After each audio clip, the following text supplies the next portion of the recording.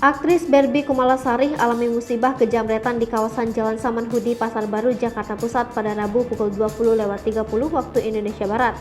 Dilansir dari kanal YouTube Sambelalap, Barbie Kumalasari kehilangan kalung liontin yang kisaran harganya mencapai 400 juta rupiah serta mengalami luka di bagian leher.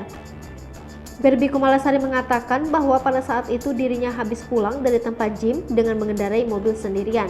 Barbie mengatakan bahwa dirinya mengikuti temannya Irma untuk memarkirkan mobil di dekat Hotel Pasar Baru.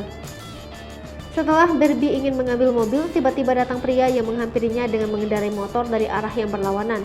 Pria tersebut dengan sontak merampas kalung yang sedang dipakai Barbie di leher sehingga membuat leher Barbie terluka akibat tarikan pria tersebut. Akibat kejadian tersebut, Barbie Kumalasari mengalami kerugian liontin sebesar 400 juta rupiah. Namun diketahui kalung tersebut berhasil ditahan oleh Barbie hanya saja dalam keadaan putus.